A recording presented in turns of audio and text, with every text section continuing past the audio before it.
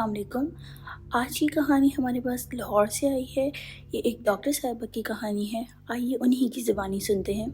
मैं medical college के first year में थी और समर ब्रेक पर हम पाकिस्तान टूर पे गए थे। हमने पाकिस्तान के बहुत से नॉर्दर्न एरियाज़ देखे। जब हम नारान पहुँचे तो वहाँ नाइट स्टे किया, क्योंकि अगले दिन सुबह सुबह हमें सैफुल मलूक जाना था। हम लोग सुबह सुबह सैफुल मलूक के लिए जीप के ज़रिए निकल गए। रास्ता बहुत ऊंचा नीचा है, हमें इधर उधर सिर्फ खाई नज़र आती है। डर लगता है, पर एडवेंचर का तो अपना मज़ा होता है। आर्मी के एक दोस्त ने हमें झील के पास 4 कैंप्स लगवा दिए थे। रात में बारबेक्यू का भी प्रोग्राम था। बहुत इन्जॉय किया हम सब ने मिलके।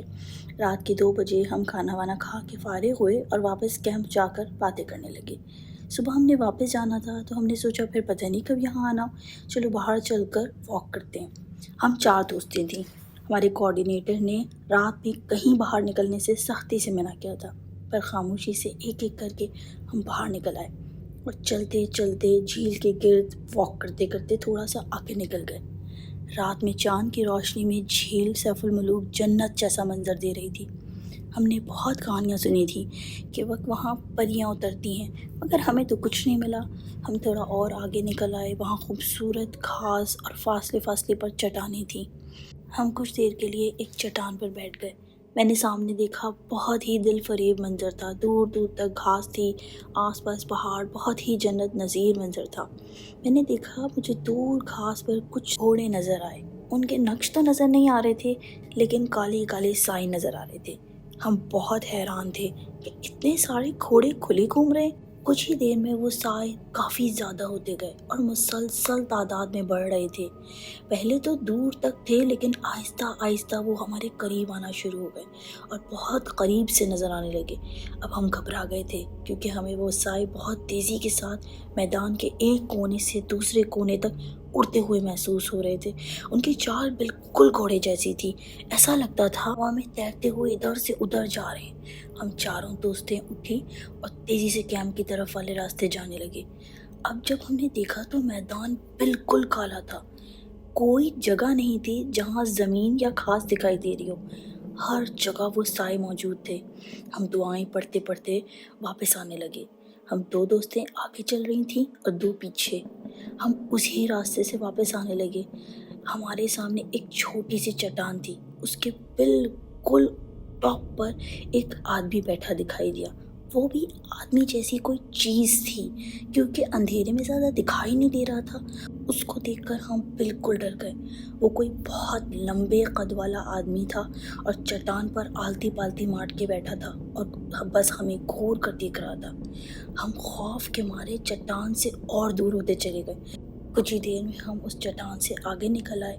रात के 4 बज रहे थे और रास्ते में धुंध होना शुरू हो गई थी। हम चारों बातें भी करते जा रहे थे ताकि हमें डर का ज़्यादा एहसास ना हो। अचानक मेरी दोस्त जो सबसे पीछे आ रही थी, उसने ज़ोर ज़ोर से तिलावत करना शुरू कर दी और उसकी कांपती हुई आवाज़ सुनकर हम और डर गए। हमने सोचा अल्लाह जाने क्या हो गया है। वो नीचे देखकर चल रही थी। मैंने दोबारा पूछा क्या हुआ है। उसने कहा हमारे पीछे कौन आ रहा है। हम सब के रोंगटे खड़े हो गए। मैंने नज़र के कोने से देखा तो उन दोनों दोस्तों के पीछे 2 साए भी चले आ रहे थे।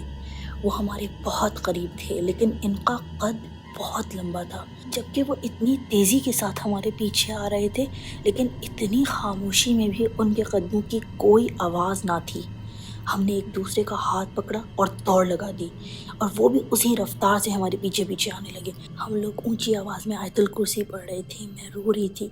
मैंने दोबारा देखा तो वो साए इतने करीब आ चुके थे कि हमें उनके ऊपर से उठता हुआ काला धुआं वाज़ेह तौर पर नज़र आ रहा था।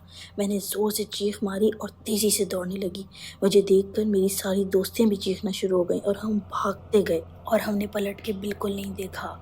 भागते भागते हम उस तरफ आ चुके थे जिधर से हमारा कैंप नज़र आ रहा था। अब हमने देखा तो पीछे हमारे कोई नहीं था।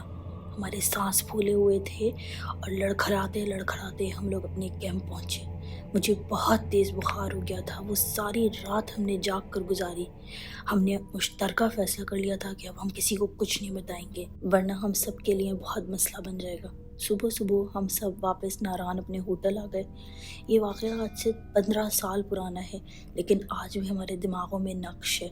ہم اللہ کا شکر ادا کرتے ہیں کہ وہ جو بھی مخلوق تھی اس دن اس نے ہمیں کوئی نقصان نہیں پہنچایا۔